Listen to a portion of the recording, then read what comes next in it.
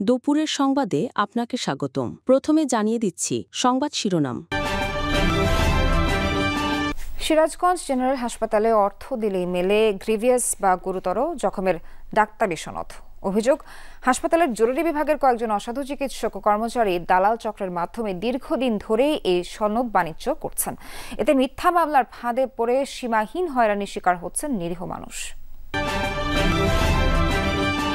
এক দশকেরও কম সময় আগে শহরটি আন্তর্জাতিক স্বীকৃতি পেয়েছিল নির্মল বায়ুর জন্য। পরিচ্ছন্ন আর সবুজ নগরী হিসেবেও ছিল সুখ্যাতি। সে রাজশাহী সাম্প্রতিক সময়ে বায়ু দূষণে ঢাকাকেও ছাড়িয়ে গেছে। সুইজারল্যান্ড ভিত্তিক পরিবেশ পর্যবেক্ষণ সংস্থার তথ্য অনুযায়ী দেশের বিভাগীয় শহরগুলোর মধ্যে সবচেয়ে খারাপ বায়ুমান রেকর্ড হয়েছে রাজশাহীতে। নবগঙ্গা নদীতে হঠাৎ তীব্র ভাঙন শুরু হয়েছে। এতে বিলীন হচ্ছে কালিয়া উপজেলার একের পর এক গ্রাম। ঝুঁকিতে রয়েছে মসজিদ, কৃষিজমি ও গ্রামীণ সড়ক। ভাঙন ঠেকাতে দ্রুত ব্যবস্থা গ্রহণের দাবি ভুক্তভোগীদের। এদিকে ঊর্ধ্বতন কর্তৃপক্ষের সাথে আলোচনার মাধ্যমে পদক্ষেপ নেওয়ার আশ্বাস দিয়েছেন পানি উন্নয়ন বোর্ডের কর্মকর্তা। মনিরহাটে পোকার আক্রমণে নষ্ট হচ্ছে বিঘার পর বিঘা জমির ধান। কোন রোগের জন্য কোন কীটনাশক ব্যবহার করতে হবে তাও জানেন না অনেক কৃষক। ফলে ভুল কীটনাশকের প্রয়োগে কমছে না পোকা। কৃষি বিভাগ থেকে এই বিষয়ে পরামর্শ মিলছে না বলে দাবি কৃষকদের। আর কৃষি কর্মকর্তা বলছেন ফসলে পোকার আক্রমণ নেই। এবার শুনবেন বিস্তারিত।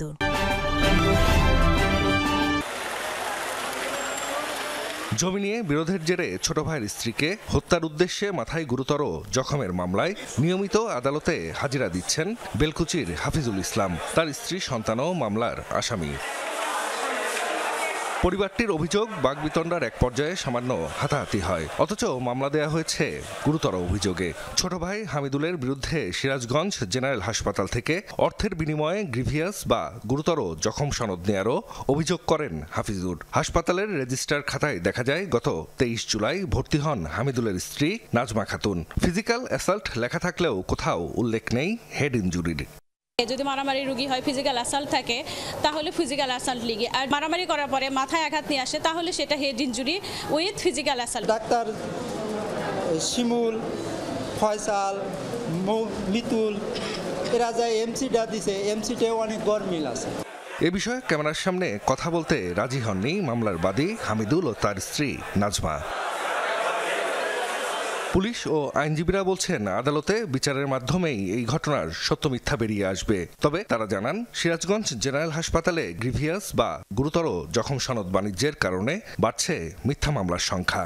মামলায় 326 ধারা কার্যকর করতে বাদীপক্ষ অর্থের বিনিময়ে ভুয়া সনদ সংগ্রহ করে। এ নিয়ে সম্প্রতি আদালত ইনজুরি সার্টিফিকেট আইনে নির্ধারিত ফরমে প্রদান করার আদেশ দেন। একটি মামলায় জেনারেল হাসপাতালের 3 চিকিৎসককে লিখিত ব্যাখ্যা দেওয়ারও নির্দেশ দেওয়া হয়। তারা নিজেরা নিজেদের মতো করে সার্টিফিকেট প্রদান করেন, যে ক্ষেত্রে দেখা যায় যে প্রকৃতপক্ষে ভিকটিমের যে সমস্ত আঘাতের কথা বলা হয় সেই আঘাতগুলা তার শরীরে নাও থাকতে পারে অনেক সময়, অথবা থাকলেও সেখানে দেখা যায় যে টেস্ট পাস করে অন্যভাবে সেই আঘাতগুলোকে দেখা হয়। ডাক্তার যদি ঠিক মতো রিপোর্ট না দেয় তাহলে তো এটা ত্রুটি থেকে যায়, যার জন্য একজন ব্যক্তি, একজন ভিকটিম সে সুষ্ঠু বিচারটা পাচ্ছেন না। আপনার 4000 টাকা দেন, আমি 20 মিনিটের মধ্যে সার্টিফিকেট দেবো। ডাক্তার ফয়সাল উনি রুমে ছিল, ওনার সামনে বলছে উনি কিছুই বলেন নাই, হ্যাঁ বলেন নাই, না বলেন নাই, কিন্তু যে টাকা চাইছে ওখানে ওনাদের স্টাফ। তবে সনদ বাণিজ্যের অভিযোগ অস্বীকার করেছেন অভিযুক্ত চিকিৎসকরা। দায় চাপালেন দালালদের উপর। জানতে পারলাম যে সার্টিফিকেটের কথা বলে আমাদের ওয়ার্ড বয় যে আছে ফারুক, সে হচ্ছে ওনার কাছে টাকা চাইছে। সেটা আমার সামনেও বলে নাই, কিংবা আমার কাছ থেকে শুনেও যে যায় বলা, এরকম কিছুই হয়নি আর কি। সার্টিফিকেট যেহেতু ডাক্তাররা দেয়, বলে যে স্যারকে দিতে হবে, স্যাররা 3 জন আছে তাদেরকে দিতে হবে, এরকম বুস্টস দিয়া রোগীদেরকে নাজেহাল করে। বর্তমানে আদালতের আদেশ অনুযায়ী নতুন ফরমে ইনজুরি সার্টিফিকেট দেয়া হচ্ছে বলে জানিয়েছেন আরএমও। হাসপাতালের তত্ত্বাবধায়ক জানিয়েছেন এরই মধ্যে অভিযুক্ত 3 মেডিকেল অফিসার শামীম, ফয়সাল ও মিতুলের বদলির আদেশ হয়েছে। কোর্ট থেকে একটা চিঠি আসে সার্টিফিকেটের ফরম্যাট নিয়ে। যেদিন চিঠি আসে তার 2 দিনের মধ্যেই আমরা নতুন ফরম্যাটে আমরা সার্টিফিকেট দেওয়া শুরু করি। সার্টিফিকেট বাণিজ্য এটা কিছুটা অভিযোগ ছিল, পরে দুদক থেকেও একটা অভিযোগ হয়েছে। তার প্রেক্ষিতে আমাদের 3 জন ইমার্জেন্সি মেডিকেল অফিসারের ট্রান্সফার অর্ডার এসছে।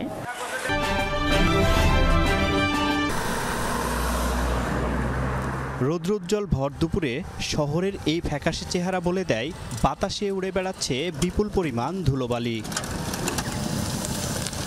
অথচ কয়েক বছর আগেও চিত্র ছিল ভিন্ন। 2016 সালে বিশ্ব স্বাস্থ্য সংস্থার উপাত্তের ভিত্তিতে বাতাসে ভাসমান মানবদেহের জন্য ক্ষতিকর কণা দ্রুত কমিয়ে আনার ক্ষেত্রে বিশ্বের সবচেয়ে এগিয়ে থাকা শহরের আন্তর্জাতিক স্বীকৃতি জোটে রাজশাহীর।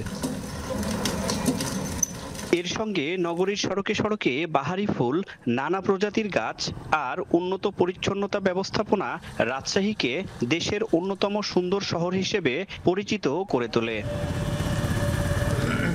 মাত্র 9 বছরের মাথায় সুইজারল্যান্ড ভিত্তিক সংস্থা IQ এয়ারের সাম্প্রতিক তথ্য বলছে, দেশের 8 বিভাগীয় শহরের মধ্যে বায়ুর মান সবচেয়ে খারাপ এখন রাজশাহীতে। গাছগাছালি যে আমাদের অক্সিজেন দেয়, গাছগাছালিগুলো যেভাবে ময়লাতে ধুলোবালিতে হয়ে যাচ্ছে। ভালো জায়গাগুলোকে আবার ভেঙে নতুন করে ঠিক করা হচ্ছে, বা যেমন ধরেন যে বা করা হচ্ছে, ফ্লাইওভার তৈরি করা হচ্ছে। ফ্লাইওভার করার কারণে অনেক ধুলাবালি সৃষ্টি হচ্ছে। ছোট বাচ্চাদের যখন আমরা জার্নি করি অনেক জার্ম সৃষ্টি হয়, সে থেকে আপনার অনেক অ্যালার্জি জাতীয় রোগবালা সৃষ্টি হয়।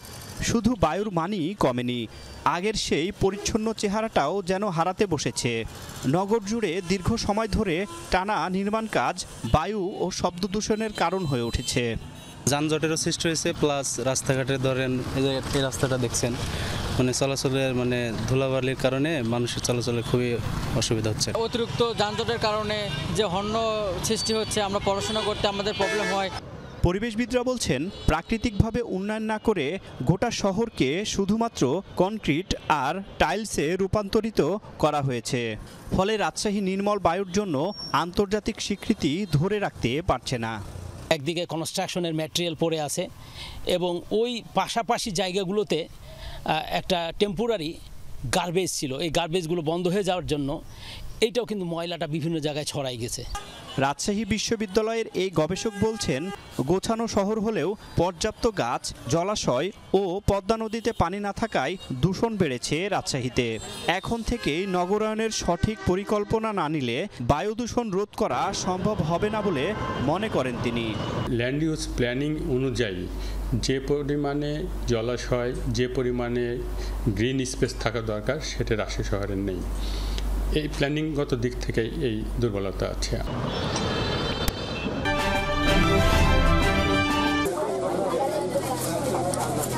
নড়াইলের নদী তীরের এলাকা কালিয়া উপজেলা। তীব্র ভাঙনে নবগঙ্গায় বিলীন হচ্ছে কৃষি জমি, বসতভিটা সহ বিভিন্ন স্থাপনা। নিঃস্ব পার বিষ্ণুপুর, গাজীরহাট ও সুপ্তগ্রাম সহ কয়েকটি স্থানের বাসিন্দারা ভাঙনের কবল থেকে বাঁচতে ঘরের টিন, আসবাবপত্র সহ প্রয়োজনীয় সামগ্রী সরিয়ে নিচ্ছেন অনেকে। ঝুঁকিতে নদী তীরের মসজিদ, সড়ক সহ শতাধিক পরিবার। দ্রুত ব্যবস্থা গ্রহণের দাবি ভুক্তভোগীদের। আমার একটা না, কিন্তু 5-6টা দোকান একসাথেই মসজিদের মধ্যে দেখতে চলে গেছে। একটা ঈদগাহ, একটা গোরস্থান, মসজিদ প্লাস মাদ্রাসা দিয়ে 4-5টা প্রতিষ্ঠান দিয়ে হুমকির মুখে এখন। এক রাত্রি ভাঙনে নদী ভাঙনে ঘর বাড়ি সব বিচ্ছিন্ন হয়ে গেছে। ভাঙন কবলিত এলাকার সার্বক্ষণিক খোঁজ রাখছে পানি উন্নয়ন বোর্ড। পাশাপাশি ঊর্ধ্বতন কর্তৃপক্ষের সাথে আলোচনার মাধ্যমে যথোপযুক্ত পদক্ষেপ নেওয়ার আশ্বাসও দিয়েছেন পাউব কর্মকর্তা। ভাঙনের সংবাদ পাওয়া মাত্র অফিস থেকে আমরা প্রতিনিধি পাঠিয়েছি এবং আমরা নিজেরাও সবসময় সার্বক্ষণিক খোঁজখবর নিচ্ছি এবং ঊর্ধ্বতন কর্তৃপক্ষের সঙ্গে আমাদের কথা হয়েছে, ভাঙন প্রতিরোধে যত দ্রুত আমরা ব্যবস্থা গ্রহণ করতে আমরা দ্রুত ব্যবস্থা গ্রহণের চেষ্টা করে যাচ্ছি। ভাঙন ঠেকাতে দ্রুত ব্যবস্থা গ্রহণের দাবি ভুক্তভোগীদের।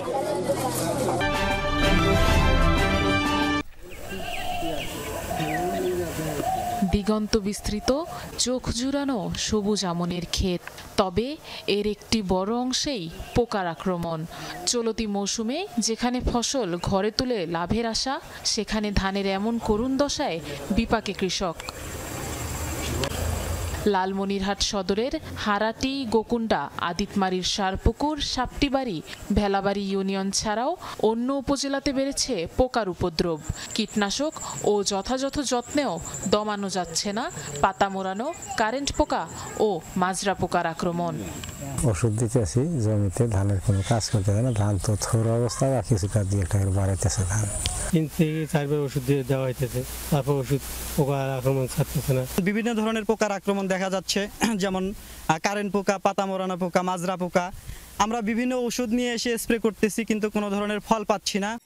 এভাবে ফসলের বাড়তি পরিচর্যায় গুনতে হচ্ছে অতিরিক্ত টাকা, তার উপর বীজ, সারের আর শ্রমিকের খরচ তো রয়েছেই।